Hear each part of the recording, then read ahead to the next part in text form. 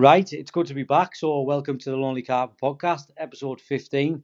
Now, lacking a bit of confidence, it's been a while. It's been over a year since we've done a podcast. So, we started putting out there and that, and who better to have on again than Colin Hunt? Obviously, he's done 3 previous podcasts with us, and yeah, each one has been epic. So, we did end last time on a journey's end, and yeah, like I say, speaking of Colin, he got the buzz back and he was feeling good, and I think he picked up his rods the next morning or same night, I think. So, listen, Colin, it's great to have you back on, and yeah, let's catch up, man.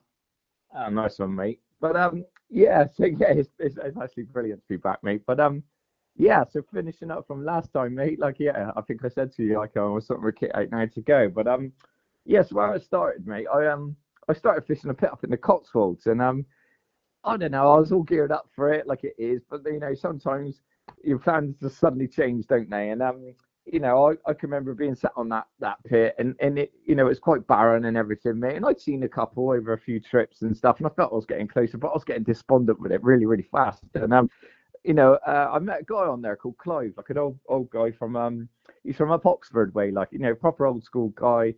He's fished like Dorchester Lagoon back in the day, and I think he caught the first ever 30-pounder out of Orchid Lakes in Oxford, like way back when in the 80s or something. But he was just walking around it because he was fishing on Bradley's pit, like a large pit in the Cotswolds, 120 acres, boating lake, which I was obviously aware of. But I didn't really know all the ins and outs of who ran it or anything like that. And yeah, so that same trip, actually, my mate Bart, so I spoke about him in the previous podcast and everything, like he popped in to see me, and he was on his way over to get his ticket for Bradley's, funny enough, and he's talking about it and talking about it. It's like, mate. And then he's left and he's gone his way, and I sat there and I'm thinking more and more about Bradley's, like, I text some people and stuff like that, mate, to sort of find out who runs it. And lo and behold, like, someone's come back to me and said, "Oh, is Vinny Dern who runs it?" Like, and I know Vinny from back in the day, like on when I fished that Neighbridge pit I spoke about in the second podcast. And I was like, "What? No way, Vinny!" And they were like, "Yeah, he runs it, mate." And I was like, "Oh no, I'll give him a call," that sort of thing. Well, obviously, some of it, like my mate had mentioned to him, I think that I was interested in tickets. So I rang Vinny up and I was like, "Oh mate, like, I heard, he's like, how's it going?" And he's probably thinking he wants something. And I was like, "I heard you're running Bradley's." He's like, "Yeah." And I said, "Any chance for a ticket?" And he was like, "Yeah, I've left one for you in the tackle shop." And I was like, "What?" Like, and he's like, "Oh yeah, mate." He said that you wanted one. He said, "So I've left one in the tackle shop for you, mate." So I was like, "Oh, thanks, nice one," and that. So I shot straight down there, got the ticket and everything, mate. And that other pit I left that in the dust, like, it was all guns blazing for Bradley's from then, like, and lucky enough with like most lakes, mate, always know someone that's fished them. And Bart said, and another good mate of mine called Sean had fished it a year previous, and they keep things quiet and that. So I didn't really know what they had caught out of there, if I'm honest. But then as soon as they knew I had a ticket, they started telling me stuff. And this pit, mate, I know you yourself have seen, we ended up doing a film about my year on there and stuff like that. But it's massive, 120 acres, quite deep, mate. It was like 15, 16 foot in places. 60 acres of it, I think, is out of bounds. But the fishing style, mate, was like well accustomed to what I was used to. It was like long range fishing, tight baiting, 3 rods on a spot, like that old Oxford sort of style of fishing, if you like, And So, Colin, yeah, in there. sorry, mate. So, obviously, getting there, mate. Obviously, is that what you were going to approach with 3 rods on the spot? How do you approach a venue like that, then, mate? Like, what springs to Well, mind? yeah, And I think you know, yeah, it was. It was. I mean, I always fish bigger waters, that sort of style. Do you know what I mean? Because it's straight away you think to yourself, it's got 350 fish in it or something like that. They're probably shoal fish that move together. They normally do on those big pits, mate, don't they? Like, when they get around the pit, it's normally in big numbers, and you'll get one area that's full of them, and the rest is pretty much the void.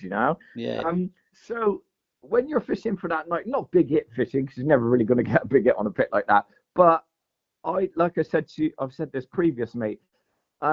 If they come across me, I don't want to have like a rod over 60 yards out and one 120 out and one only in the margin. Because again, like, a rig's easy to miss on a spot, isn't it? Like, and you're they come across you, you don't want to give them no other options than that, like, that one bowl of food, and all your chaps are into one of them, and your chances are going to get, like, they're likely to be better, aren't they? Yeah. Um, Yeah. so yeah, I've done lots of that in the past, like I said, on those Oxford pits and like horseshoe and stuff like that, mate. And so yeah, it was that, and I knew the biggest problem on Bradley's was going to be, like it is, you could be 90 acres away from a fish, like, you know what I mean? Yeah. Um, so yeah, it was all about getting on them, but they told me, oh, they show well and all the rest of it, but I missed like a purple patch, mate, because obviously people that way, they keep things very, very quiet. But by the time I got my ticket, there was this purple patch in March where it had done a lot of bites, and I got my ticket, mate, and that was over. Like, when I joined, nothing was coming out, like, but yeah, I can never forget going on there my first trip, mate, and there was a storm. It was and you're just like stood there on the windward bank. You're like taking steps backwards where the wind's hitting you, and the waves are, crashing against the bank, and the white spray's like hitting you and stuff like that. And you're looking out across this vast expanse of water, just thinking, how are you ever going to catch one out of here? Do you know what I mean? Yeah. Yeah. But yeah, mate, it was so yeah, like, knowing what I know about the lake now, I completely sort of messed up on my first trip. Set up on the windward bank, alarms bleeping all night, like, couldn't fish out that far, get any bait out. You know what it's like, mate. But and you sat there just thinking straight away, like, oh, what have I sort of done? But it's funny, mate, because lo and behold, but again, Bart's, he popped in that night, and he was only down for a night, and he sat with me, and we're huddled in my umbrella and that, and we're having teas and everything, and he's like, oh, I'm going to go and set up, he knows the lake, I'm going to go and set up opposite you on the back of the wind. And I'm thinking, oh, fair enough. Within a couple of hours, he's pinged for a picture of a 31-pounder, and I was like, where I was sat there thinking, he's never going to catch one out of here. It only took him bloody 2 hours, and he got one, like, Yeah. And it was one of them eye openers, like, you just got to get it right, and that, that's like that on every lake, isn't it? But yeah, so sort of Bart showed me the way that day, I gotta say. But there was no rush, mate, and I was just sort of picking it up, and like I said, anyone who's not seen it, we ended up making a film about my time on there, and it's called New Lease Life, and that's on YouTube and stuff to be seen. But when things really came together on there, mate, I really got into it, and I started catching them. I was catching the special ones and that, and but it was funny, mate, because my mate, like a guy from Camp Media, a guy called Chris Bingham, he said, oh, can we make this film? And I sort of thought, I'm going to do that, but he did come down a few times with his camera, and I actually caught one when he was filming, actually, which was a miracle, mate, because, to try and catch one on there with a camera on you is hard. But I had another camera given to me, so I was carrying it around with me, and that's where I got a lot of the raw footage. But it's like, mate, you keep things quiet, and then you start worrying that, like, shit, when this film comes out, like, it's going to probably upset a lot of people because I hadn't told anyone. And I was worrying a bit about Vinny, like, he might get his hair off and that. But he was saying, when I told him eventually, mate, he was like, no, like, release it. That'd be awesome. But yeah, mate, so, I started catching some nice ones, man. I had some lovely ones, like, several over 35 pound, and, and I'll send the pictures in for this. But yeah, I think I had something like 10 for the film anyway, like 10 30-pounders and stuff like that. But the key to catching that shoulders, mate, because like what I'm like, I've always got a fish in my mind, and a lot of people always talked about that shoulders in there, which is a big old common, like and what led to it, mate, was there was this arm, like the south arm on the pit, and it only had 2 swims on it, mate, and it was flooded a little bit, so they was on about opening this swim in this south arm, and this south arm, mate, it's got lots of houses around it. It's still massive. It's probably 40 acres, this south arm. So anyway, Vinny would text me and say, oh, like, can you go down and see if that swim's, like, still, like, the water level's high on it, because he works and everything. And I was checking it and like telling him, and all of a sudden the water levels dropped, mate, and it was perfect. But so he's opened it, and a mate of mine called Rich Simpkins, like, he had done a weekend in there, and he told me, he said, oh, I had a 29-pounder, like, and I thought, oh, so the swim I was concentrating on, where I was catching on, was a bit further at the bank. But anyway, I started looking more and more at this swim, like, and one day, mate, it was funny, like, these women are, because in the houses and stuff, mate, they they're residential, and some of them are holiday homes, so the kids are out in dinghies, and there's boats, and there's paddleboards, and all sorts of stuff. But one day, mate, these 2 women are paddleboarding past me, and to them it must look like I'm on an island, like, and they've noticed me and they've gone, oh, hello and all that. And I said, oh, how's it going and everything. And she goes, oh, are you a fisherman? And I said, yeah, because I just stood there without my kit, like. And she said, oh, you want to go down the bottom end down there? Not knowing that we couldn't even fish down that far, like, we couldn't even walk down there. And I said, oh, why is that? And she goes, there's loads of big black ones all over the surface. Right? And I thought, Jesus. And I think I said something like, Jesus, my missus will be straight down there, or something like that. And they're laughing, like, and but anyway, mate, when a carp angler tells you you've seen a fish and stuff like that, you take it with a grain of salt, don't you? But when it's two people who know nothing about fishing and they go, oh, there's loads of big black ones down there all over the top, like, I thought there must be hundreds, like, Yeah. And at that time, mate, the lake was pretty dead, like not much was coming out at all. So in your head, because the way it was on there, they'd always show like in numbers in the obviously in the area they're in, but no one was really seeing anything, no one was really catching anything. So when she said that, mate, I thought there must be loads down in that long arm. So I got all my kit in the swim, mate, and I started filling that area in, and I was really putting in 20 liters a day, like 4 buckets a day. I was spacing out like 3 hours in between applying the bait. And like I said, mate, like I said just now, I started really catching them, and you'll see on there the ones I was catching. But and sure enough, mate, yeah, I'd caught at shoulders, and it was weird because like it was like a lead up to it, mate, like of all the special ones, and then you catch that, and then it died, like it was like it would give up that best one. So I sort of relaxed a little bit, mate. We finished off the film, and like I planned to leave, but I didn't really have nowhere to go to soon because I had this pit in Reading, but I wanted to really get on there in the autumn. But because I was getting dropped to the lake and stuff, mate, I decided like I'd probably stay for another couple of weeks.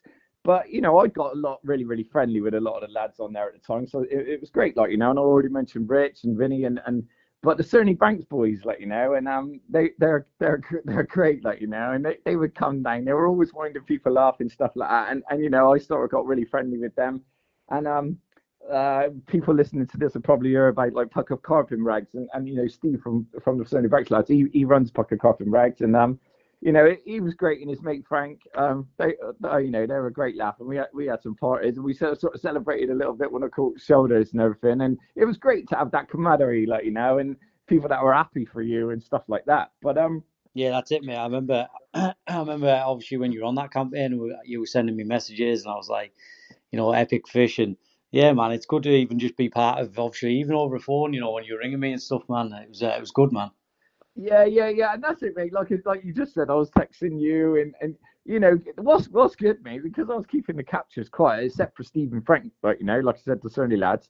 I had like people like yourself in that weren't fishing there that I could tell, like But like I said, it got to the point you think, oh god, like everyone, like this film's gonna come out, and then everyone's gonna know about it. But most people took it well, and we got a good mate of mine now. A kid called Dan Lindsay and his son Riley, that they were on there and they were great, but they were sneaky lads, like and so I didn't feel so bad because I was being equally as sneaky. But Dan, he was like another level, like of sneakiness. He was you could water torture that boy and he still wouldn't tell you if he's caught one, like It's like I said, mate, he'd dig it all with his bare hands to always unhook him out if it was wet, like So, but like that's what he's like. But Riley, his son, like he was equally as bad. But yeah, I bet when it was Christmas, he never knew what he was getting when his dad ate the presents, like But they were saying, mate, and they started telling me bits, and I started telling them bits, and I told them I was like doing this film and everything. So we were buzzing. But there was one person on there, and he didn't take it very well, I don't think. Mind you, this angler, mate, he didn't talk to no one really, like he didn't really like anyone. He never had a good word to say about anything. But then a few people started reporting back to me, oh, he's been calling you this and he's slagging you off and he's saying you're doing this. But prior to that, mate, he hadn't said a word because he didn't know what I was catching. Do you know what I mean? Yeah. But all of a sudden, I was stitching up the area and like I'm always there and like I'm in the best swim. Well, that swim mate wasn't even open for 2 years, so how did they know it was the best swim? Like But all of a sudden, mate, because they sort of must have knew what I caught, I was then a bad guy, and obviously I appreciate at the same time I was gonna bring a lot of attention to that lake, like what I mean, once this film come out. But it swings and roundabouts, mate, isn't it? And you know, other things have happened. Other people have told me stuff, but several people have reporting back to me about this. And if I'm honest, mate, the spot I was fishing anyway, it was done. Like, you know, it was petering off. And sometimes on those lakes, mate, like there were several of us fishing at midweek, and you know, then you had the weekend lads that came on, and we weren't there. And there was times I fished in that area where I had all those fish from that I didn't even want to be in there, but I wouldn't like go and fish on another area on the lake because the lads had left me to it, and everyone had their own sort of areas. Like little Paul was fishing in the old time, or Clive was fishing in the benches, or Rich was, and you know, I didn't want to step on anyone's toes, like, you know what I mean, because he hadn't done it to me. But Yeah, that's good. so That's when good this all little come thing, about, me, and people are telling me like, oh, he's been saying this about you, he's been saying that and that. The swim he was fishing like all the time, which I'd not gone in at all. I thought, fuck it, like we can all play that game. So the next trip up, mate, I thought now everyone's getting upset with the area I'm fishing, right? I'll start fishing about the other swims. So lo and behold, mate, the next trip up, I'd caught a few more as well, mate. Like I said to you, I was planning on leaving, but I ended up staying. I caught number 5 or 6, I think, out of that swim. And lo and behold, mate, next trip up, I walked into the swim meet where this guy, you know, Mr. Angry was like normally fished, and I stood there, mate. I see a couple, and I thought I'm going in here, like, you know. And anyway, mate, it was perfect. Like a big southwesterly was blowing, and it was, you know, it was coming up to autumn now, mate. And yeah, I thought this was my last trip. I just thought it'd be just nice to get like one more good one, like, you know. And yeah, 3 o'clock in the morning, mate, it's ripped out the cliff, and you know, got this fish in, and yeah, what a leaving present, mate. Like, you know, it was 36-14, I think it was. Nice. And a real big black one. Like, it was awesome. Like, obviously I'll send you the pictures, mate. But yeah, like my mate little Paul, he knew I was leaving. He come rang me the next day, mate, and I was sat there like just having a chat, and it smoked off again. So that was it, mate. And it was time to go, like, you know. And this lake in Reading was calling. So but it couldn't have gone any worse, mate. Like, if I'm honest with you, to start. So yeah, because like I said, I wasn't even driving at the time, so I've got dropped to this lake in Reading, and with this pit in Reading, it was it never had no information about it anywhere. Like, they had a private Facebook group. Until you had your permit, you couldn't put your number in to find anything out about it, like, you know. And so I've gone and got my permit, arrived at the lake, my lifts drove off, and I see the sign saying the railway lake shut, and I thought, oh no, you know, I'm stuck in that area. Anyway, mate, I've asked, like, you know, I speak to some mates in the area and that, and Nigel Sharp, like, he said about this lake next to it, and it was this lake was like a mere, and real carpy looking, like snags and, like, you know, reeds everywhere, lily pads and everything. But I didn't really know about the stock in there and stuff, but I could still fish it on this ticket, like. So I thought that'll do for now, mate. I thought I'll go on there. Anyway, mate, I've got all my kit against this fence, and you know, my rigs and that are all on from the Bradley's days, like, you know, the previous. And as I've reached down to get my sling out to stick it in a dipping tank, mate, this size 4 curve tank's gone straight through my finger. So like, I'm like, oh no, not only is the leg shut, now I've got to go to the hospital because I couldn't pull it out, mate. It was a barbed one. So I had to get to the hospital. I had like 7 or 8 injections in my hand, like a mini operation to get this hook out. So I had to push it through the other side. Got back to the lake. I'd stashed all my stuff, just chucked my bivvy over it and that, like, you know. And got back to the lake, mate. And you know, it's dark by now. I've set up on this mirror, mate. Within a couple of hours, I caught one. So I was like, oh, you know, you can see on the old pictures, you see my finger, mate. It's got like the bandage around it and everything. But yeah, I caught one, and I thought, oh, I'll call it a finger mirror. But anyway, so I started fishing over there, mate. But the next morning, something prevalent did happen, because even though the railway lake was shut, I went obviously just over for a walk for it, and it was a real sunny day for the, you know, this was like mid-October now, mate. It's like maybe early October, sorry. Anyway, it was a sunny day and everything, mate. And I walked over there. You know, it's always nice to see the lake for the first time, but it's all obviously really new to you, isn't it? And anyway, mate, I'm walking round, and I found a group of carp in this corner, and I took some video and that of it, and there was about 12 of them, and I got to this tree, and I'm looking at them and stuff, and they're all small. I was thinking, Jesus, like, you know, obviously there was a big common in this pit, which was my target. It was a fish called Scar, and I'm looking, like, thinking, he's tiny. I don't think any of these are even every £20, like, you know, and there ain't any in there anyway. But anyway, I'm I thought, I'll just have a look around. But you can imagine that probably the most of the stock would have been in that corner, and there was some further out in the water and stuff, mate, that I couldn't really see. But the ones I did, like I said, all quite small. But anyway, I've got down, mate, and I'm walking down the bank, and I'm like walking because the lake's shut, so the fish are all in close and stuff. So I'm walking down the bank, mate, and I see this fish like crash out, like right in close. So I ran up to the swimmer who's crashed out, and I can't really see anything or anything like that. But I'm lining it all up and trying to remember the swim and all the rest of it. And anyway, I took a couple of steps forwards, mate, and with that I see this big common in the edge, and I was like, Jesus, like, so I stood behind the reeds and everything, and I'm watching it, and it's waddled past me, and I've got some pictures of it and stuff like that. And sure enough, there was another big common in there. There was three in there that went over £40 actually. So I'm not too sure which one it is, but this one was a whacker, that I'm looking at. So what I done, mate, but when you see one, like definitely your target on these sort of waters is like watch them for as long as you can, see where they go. They might drop down on a spot or something, and that spot might be the one, So this common's swimming down the edge, so I'm like, I'm rushing to keep up with it, or I'm slowing down to wait for it, and sure enough, it keeps waddling along, mate. And with that, it's come along this snaggy margin, and this margin, the reeds are really high, and there's bushes in that, so I didn't want to try and lose sight of it, so I'm like trying to watch it, and with that, mate, it's come along, and it's dropped down over the shelf, right? And because I've never been to this lake before, I'm trying to like get a marker and stuff, and with that, mate, these like 50p pea almost like size bubbles started coming up off like probably 10 yards out down the bottom of the shelf. But there was this blackberry bush, and so I sort of lined it up, and there's a telegraph pole not far behind it and stuff like that. So I ran round to the other bank and lined it all up in that, and I thought, right, like as soon as this lake opens, that's going to be the area I concentrate on. But anyway, mate, I got really into the fishing over onto this other mare, and like I said, this mare, remember that film, Good Christmas Carol, Scrooge? Yeah. It was the guy who ran it and owned it was that Michael Hordern who played Scrooge in there. So we used to just call it Scrooge's Mare, Yeah. And it was coming up to Christmas and that, and I started finding out, mate, right, more and more fishing there. And one trip, mate, I think it was my second trip, I had 3 30-pounders in a trip, like a real bold one, and one that was called the half linear. And I started catching quite a few, mate. I had a real nice 28-pound linear.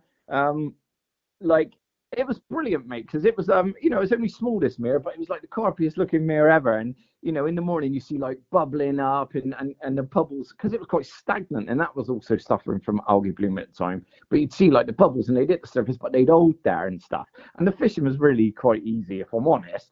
And, they were quite predictable. In the mornings, they'd be in the open water over the bar. And then in the afternoons, like there's big banks of lily pads, and they would all be in there, mate. And then in the night times, they'd be back out over that bar again and stuff like that. So as long as you had your traps set in those zones, once you clocked them all, it was easy, But then before I knew it, mate, we got the announcement that the railway lake's opening, and I couldn't wait to get back over there, So but yeah, so I got down, mate, this trip. It was quite busy actually, but I turned up and walked around, and I heard some fish in the dark, like shelling and stuff, mate.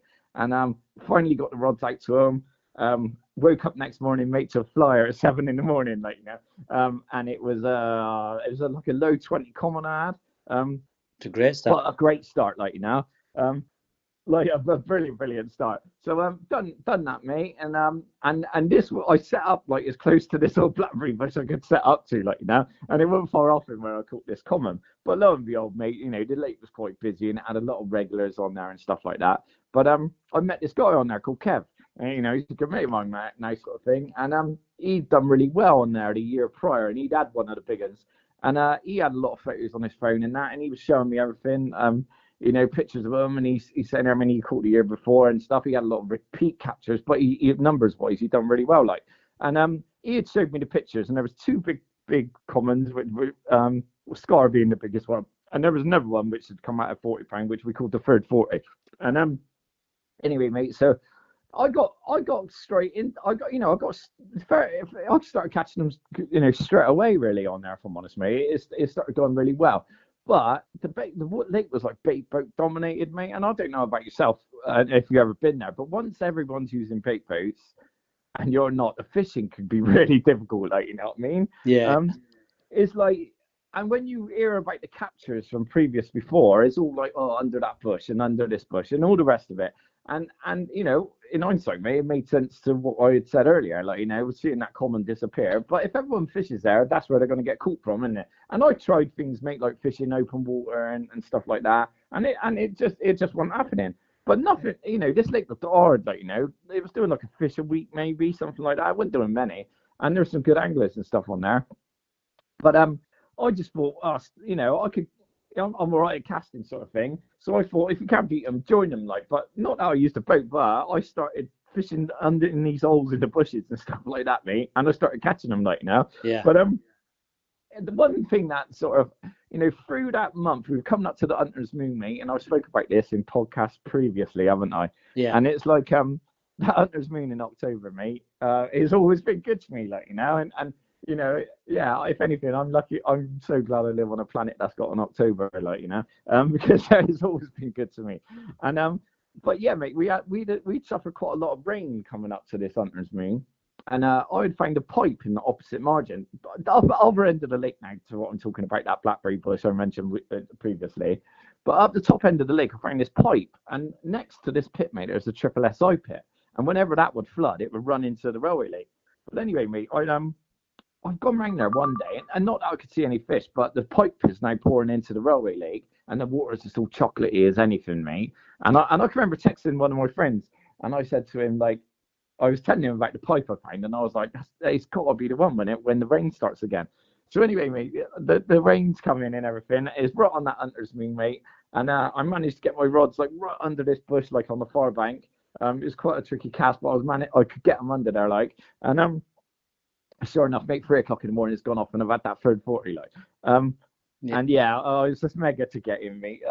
You know, I'd had, leading up to it, I'd had like a 29, I'd had a 26 and 25, and that low 20. But to get that one, like, you know, it was mega. And so you know, I'm over the moon, mate. You know, again, it was another October result, and it was great because, like I said, you know, that night, I remember the night prior, we was all sat in my bivvy drinking, and you know, because the weather was a bit wild, and that we're chatting about the old days and all the rest of it. And in the morning to like go and get the lads up and say, like, I got a good one in there, and everyone was there when we were doing the photographs and that, mate. And it was great, like, you know, like a true maker, like, you know. I thought if I didn't catch anything else after this one, I've had the best year, like, you know. Yeah, it's mate, good moments in it, shared together, man. Mate, it was great, like, you know, and like you said, coming from where like it ended pretty toxic on Bradley's, to go on there, mate, and like everyone's happy for you and that, like, you know what I mean, and Yeah. you know, all of us are in the crowd to do the photos and take care of the fish and that, and it was brilliant, like, you know. But after that, mate, I can remember it, you know, this is obviously, we're approaching November now. I think November the 6th I had another one, like a 26, and I lost one actually that same trip as well, mate. I got cut off actually, so I was a bit gutted. But as winter's fast approaching, and if I could be honest with you, mate, I started like relaxing a little bit. I'd had a great year. My mind started drifting back over to that mirror again, like, you know, because in that mirror there was a big fish in there called shoulders as well, believe it or not, but it was a mirror. And apparently, like, everyone was saying, oh, if you could catch him out of there, you'll catch him because he's the greediest one, even though he was the biggest. And I'd caught loads out of there by now. I'd had like 10, 15 or something like that on my previous trips when I was over there. So I kept thinking about his shoulders, and Christmas has come in, mate, and stuff like that. Do you know what I mean? Yeah. And in all honesty, I got distracted, like, you know, because the fishing on the railway lake was quite difficult, mate. And I don't think, actually, I think I might have had the last one out of there in November, and I don't think it done another bite, like, you know, for a couple of months. And anyway, so I started going back over on this mirror, thinking I'll catch that shoulders, like, coming up to Christmas. It'd be a great, like, Christmas present, and what a great way to end my year. But anyway, I started catching them again. I ended up repeating one of the 30s I had. I had him twice more, so I had him 3 times in the end. Caught that finger mirror again and stuff like that. And I kept thinking, where's this bloody shoulders and stuff? Now, Christmas is coming gone now, mate. It's the beginning of January, and I going back to the railway lake, I know that common, it had come out previously in February, twice I know of. So all year I was like, I'm gonna be on there in February, like, all guns blazing. And it was funny, mate, actually, because, like, you know, to divert a little bit, Pop Idol Chris, like a kiddie I know well, he used to fish on there quite a lot years ago. Anyway, I'm walking around there one day, and he's on there fishing whilst I'm fishing over on that mirror, like, and I'm chatting to him and that, and he was talking about old days on there because he's fished it for years. And he's gone, oh, back in winter's past and all that, mate. He goes over that far side there. He said that common used to come from there. Now I already knew it used to come out in February, mate. I already have seen that blackberry bush and stuff. But Pop Idol saying that to me, mate, it was just like, when you're trying to put the pieces of a puzzle together, it was just like it just confirmed it. Like everything I'd been thinking of, it was like that area is going to be the one. Like once February Yeah. comes. But anyway, mate, like I said, I've gone back and fair play, the lads on there, there were some good lads on there, and they were like rooting for me. And then I was there all the time, and it was winter now, mate. I sat there through freeze ups and snow and eye winds and that, holding on to my bivvy. Like I was the only person there, mate. So I think a few of the lads was rooting for me a little bit, like Yeah. And one of the lads, like Ben, the bailiff, he was saying, like, and he kept saying to me, "What are you doing on the mirror and that? Get back over there." And I said, "Mate, it's winter now. Like I ain't gonna sit over there busting my balls and that." And he was like, "Oh no, you get over there, mate." Anyway, I was like, shut up and all that. I can remember saying to him, "Don't worry about it, I'll be there in February." Anyway, mate, I can remember being sat on the mirror and it's like I said, I was thinking I'll have that shoulders and that, and Christmas had come and gone. Like I say, this is early January now. It's like the 5th of January. Anyway, mate, I I can remember my phone's on my bed chair, like, and I've seen the text ping through from Ben the bailiff, and it's just said Colin, and I can see him typing another message, and it's like, "What are you doing? Like, you're losing your focus. Get over on the railway link, like, And I was like, I was like, shut up, like, didn't want to answer the message, but he was right. If I'm honest with you, mate, he was right. Like, I was starting to divert elsewhere. But lo and behold, mate, it was just a sad event. But sometimes, mate, like I said, the wrong turns lead to the best destinations, don't they? And mate, I've walked around this mirror one afternoon, and I've seen a fish dead in the margins, and I was like, "Oh no!" Like I sort of knew straight away, so I've got my a big stick, and I'm trying to get some waves coming in, so it's drifting towards me, and I ran back, got my landing net, and eventually got him, mate. It was that shoulders, mate, the one I was like stupidly targeting, and I was like, "Well, that's it." Like Ben's not only told me I better get over there, but also shoulders is dead now. I got no reason to be on this mirror, like and so I went home, mate, and it was my birthday week actually. It was my birthday's January the 27th, so I've gone back, mate, and I've gone back straight over onto the railway lake. And like I said to you, mate, I knew it would start getting busy. And that February window, like most lakes have a February window, don't they? And it was just, it all fell in place. Like everything fell in place, like I say, mate. So I've set up back over on the railway lake. And mind you, like I said, I've gone down that bottom end, mate. But because nothing had been caught for quite a long time, I started fishing zigs out in the open water, like just because nothing been caught for months. Like, and I just thought, you never know, you might catch one on a zig. Like, only the week prior, mate, the lake was frozen solid. And we've gone from like, there was a spell where we had a mental, like, hurricanes of winds. Then it went into snow. Then that snow went into freezing, where all the lakes froze over. And then we had a spell where it was foggy and everything, like, it was just the worst, like, 2 weeks of, like, weather-wise. But yeah, this is only like 3-4 days after, mate, and I'm sat up back on the railway lake, probably thinking on my birthday, thinking I ain't got a chance in hell, probably. But Yeah. anyway, mate, as it's getting dark on that first night, I'm sat there like with a beer and a bloody muffin for my birthday, like on my own, like probably feeling a bit sorry for myself, I think. If I'm honest. And anyway, mate, I seen one go over on the far side, like, and I thought there ain't no bream or anything in this lake. I thought that was a carp, 100% that was a carp. And like I said, mate, you know, like any sighting in the winter, like you got to respond to it, like especially on a lake like that where nothing ever gets caught or anything, like.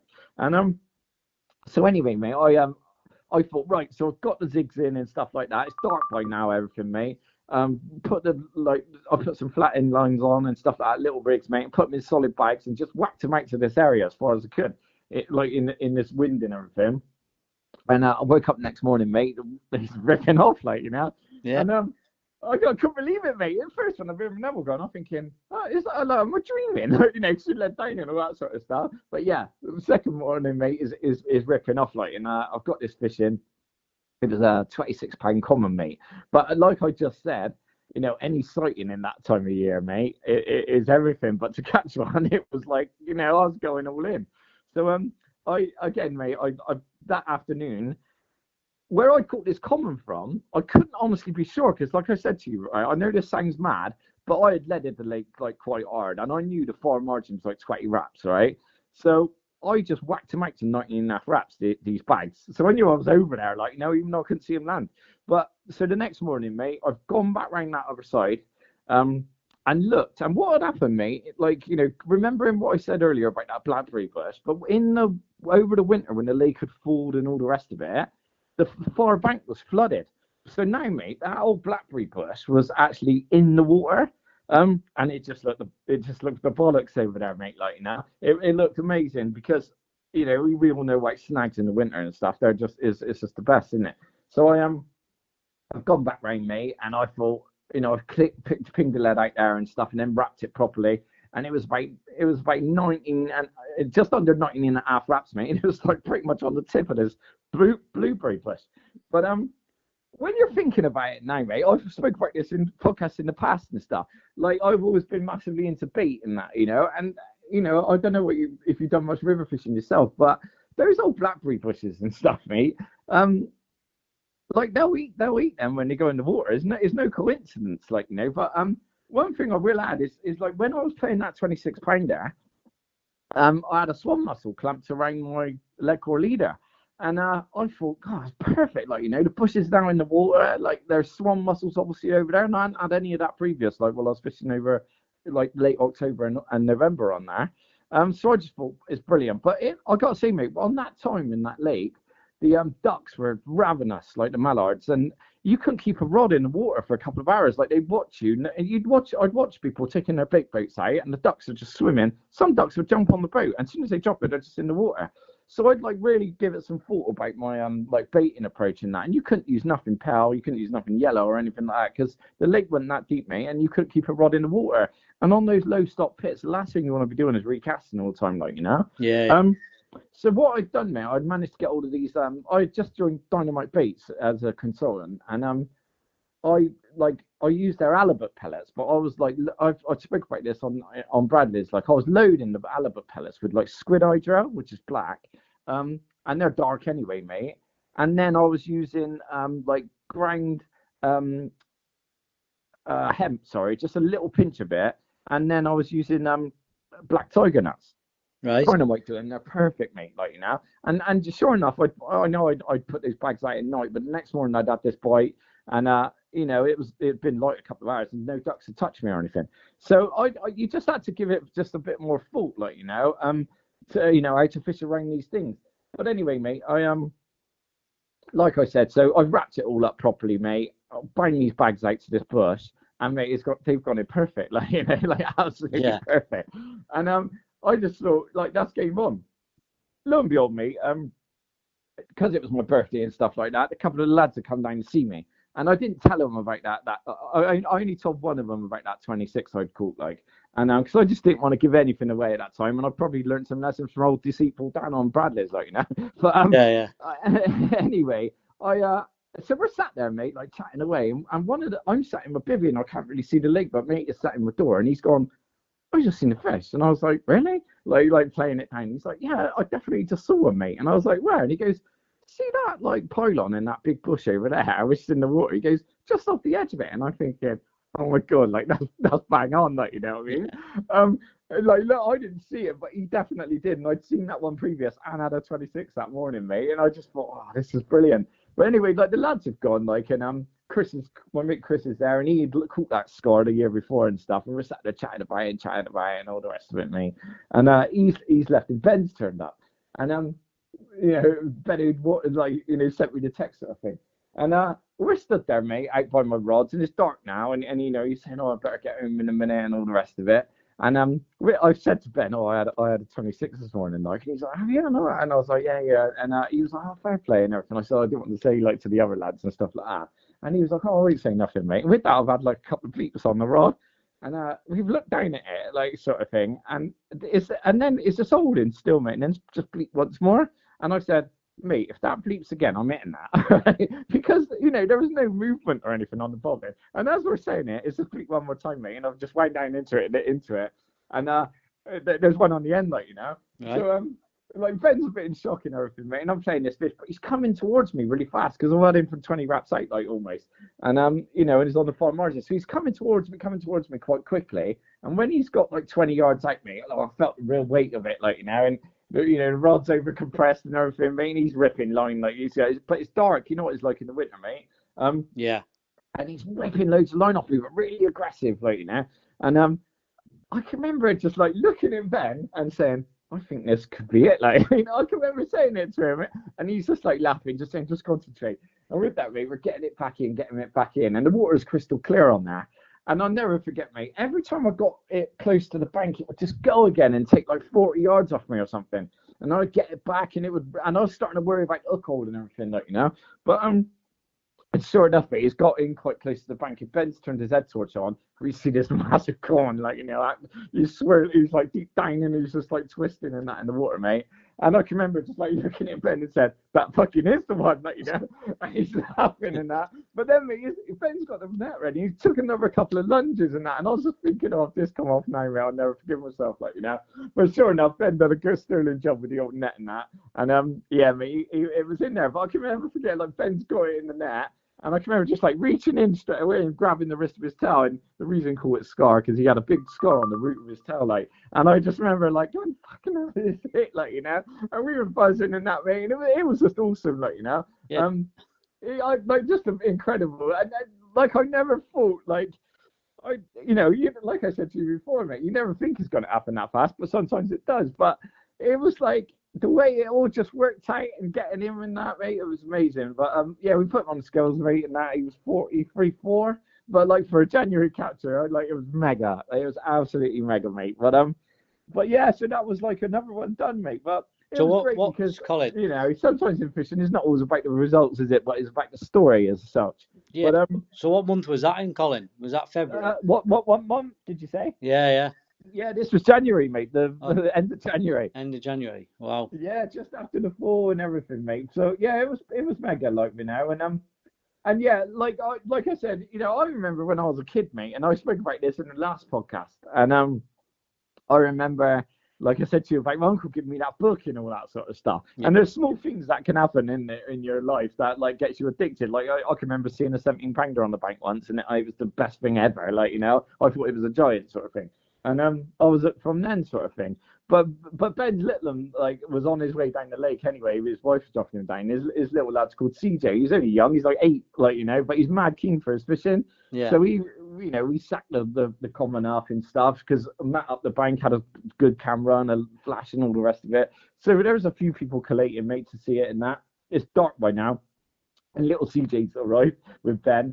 And he's like, I got some footage, mate, and I'll send you it. And you could just hear him laughing, like, this little lad while we're unhooking it and that. Because it's probably, mate, like I just said, seeing a 17-pounder back then, like, blew my head when I was a kid. Imagine him seeing this whacker, like, it's 43 pounds. Yeah. But mate, I know, honestly, like, it was hard to get good photos and that because it was dark and everything. But yeah, we got some mega ones in the end, mate. But I said to little CJ, I said, do you want to put it back for me? And he's like, what? And I said, yeah, go on, mate, put it back. And he was like, yeah, all right. So we carried it to the water's edge and that, and I let him undo the thing and release it and that. And he was buzzing, mate. And hopefully, let's hope like that I'll stay with him, like, for life. And let's hope that when he's older, he'll always remember that, like I just said about seeing that 17-pounder, like, Yeah, it's mega, that, mate. He'll always remember that moment. Yeah, I'd imagine it, mate. And like I said, he's already mega keen for it. And yeah, I'd, like I said, put myself in his shoes, mate. If I would have saw that at his age, I would have been blown away. But it was great, like, and it was just building up to that capture and everything, mate. Like, a lot of people was texting me, and I'd had some good spells of fishing. And like I said, it was sad that other shoulders fish like dying and stuff. But like, look, if that fish wouldn't have died, mate, I probably would have never maybe even caught that scar then, because I would have probably still pissing about trying to catch him, like, Yeah. I don't know, mate, but sometimes things happen for the right reasons, don't they? And you just got to let it play out. Yeah, of course, mate. Like you said, it's one of them things that, like you said, if that never happened, you might never went back on the railway. No, not definitely wouldn't have in January, mate. Put it that way. But yeah, it all fell into place, and yeah, it was like, like I said, since that last podcast, mate, I've had probably the best spell of fishing I've ever had in my life. Like, like that Bradley's campaign, the fish I had out of there, and then this time on that Reading pit. it was just brilliant, like, and yeah, like, like I said, doing that third podcast, I didn't know that was around the corner, mate. You never know what's around the corner, like, and and then it's led into this year, and there's, you've got new targets and new plans for winter and stuff, and yeah, it's great, and like I've always said, mate, it's the magic of carp fishing, isn't it? And like, it's just the best. Yeah, I totally agree, mate. Like you say, it's been epic watching you, following your journey, mate. Obviously, the pictures that I was getting and supporting each other, obviously on the bank. Obviously, my journey's not been as entertaining as yours. Like, I've been really quiet, but yeah, that's it. The thrill of fishing, you just never know, do you, mate? And it could happen, it might not happen, and sometimes it does when it comes together, mate. It's good, isn't it? That's it. Yeah, and that I know some people go fishing for pleasure, and I'm more of a bit of a bounty hunter. But like, you just got goals, mate, and whether that's in your personal life or not, because you know, not unrealistic ones, but when you meet, like I say, you get those, you set a goal and you catch it and stuff like that, mate. There's nothing like it, and yeah, and that's what makes me buzz, and that's what I'll continue to do, mate. Yeah. So, have you got any thoughts on your next chapter, or? Well, the next chapter is probably a bit more, we might do a podcast in the next 10 years because I'm on Burfield at the moment. Right. And that's a hell of a challenge. But yeah, and I've got plans for winter. There's a lake up in Oxford, and another one in Reading, actually, mate. So that one is more like, there's lots of fishing there and stuff like that, but some big ones for the winter months. And in this lake up in Oxford, mate, there's one big one like in a lake. So it's that same sort of, well, what suits me is like one big one to target in a lake that's not that huge and stuff like that. So we'll see how that goes, mate. But again, a pretty much unknown one. And they're the ones that I think are special, like, the ones that aren't like, what you always see, and they're unique, like, and as long as it looks good and it is a good size and is not really known about, that's what makes me tick, mate, and once I set my sights on them, I'm all guns blazing, like, Oh no, mate. That's it. That's it with you. Once you start, mate. That's it. Once you get that buzz, mate. There's no stopping Yeah. you. There's no stopping you, is there? Yeah, no, absolutely, mate. But so we'll see how it all goes, mate. But yeah, we're sat here now, and it's been like the weather's been crazy, hasn't it, last few weeks? And most lakes I know, they spawned hard, and so yeah, give it a few more weeks, and I'll be back over Burfield, and we'll see how that goes over there, mate. And hopefully, this autumn will be kind and could get a few out of there. But and then, like I said, coming into winter, mate, there'll be a new adventure, like, and like I said, I think that's it's healthy to do that. I've never wanted to sit on a lake for years, like, and yeah, I sort of set my goals, mate, and go and get them, like, that's what makes me tick. Yeah, well, that's it, mate. And like I say, when I talked about this podcast and stuff, mate, and getting back into it, I've lacked a bit of confidence, mate. And as soon as you said, "Do you want to do it again?" I thought, you know what, who best to start off with again? And listen, mate, it's been absolutely epic to have you on again. So I just want to thank you as well for giving me that boost and confidence as well, mate. Yeah, no, that's awesome, mate. And like you said, I know when we said about doing this one, a few people are buzzing for it. But and that's the only thing I ever sort of ask from this stuff is that if people listen and it inspires them to get out and do it. And like you just said yourself, mate, it gives you a bit of confidence. And I remember, like I say, sometimes we finish them and you think, oh, I just want to go fishing. Like, that's how I feel right now. Like, Oh, mate, speaking to you always gives me, like I said, not only does it give me goosebumps sometimes thinking about the stories, mate, and how you've caught them and the epic adventures you've had, mate. I just think, oh, mate, when's it going to be? When I need that next chapter, and I want, you know what I mean? Obviously, this lake's been really tough on me, mate, at the minute. But like you say, hopefully it pays off, mate. But yeah, and I can have the same type of story and ending like yourself, where you catch that good one at the end and. That's it, mate. It only takes. You've always got to remember, mate. The next bite's always around the corner, and that's all it takes is one bite, like, Exactly, mate. And it'll happen for you, buddy. Oh, I hope so, mate. I hope so. But like I say, mate, No worries, man. hopefully, mate, the next chapter goes well for yourself, mate. We'll have you back on and we'll catch up again, man.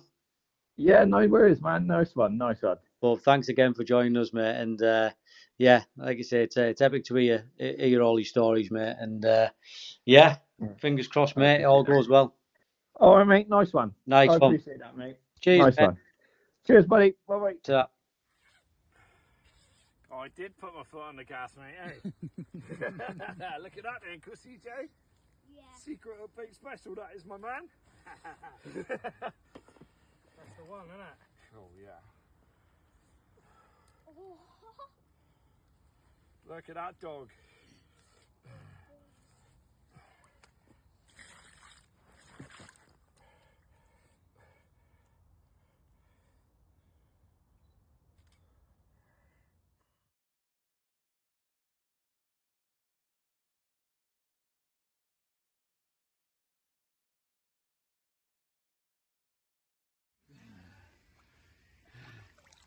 Yes. Yes.